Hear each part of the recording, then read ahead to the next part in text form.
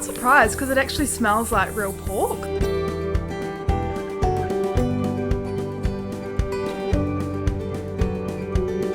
They look real crispy, nice and small, and they're a real nice colour and they look quite appetizing for him. It's good to see him really excited about trying a new food because he's usually very particular about what he likes to eat, so yeah, this is a good one. Being an older dog, the bite-sized pieces are really good for him to digest and really easy for him to eat.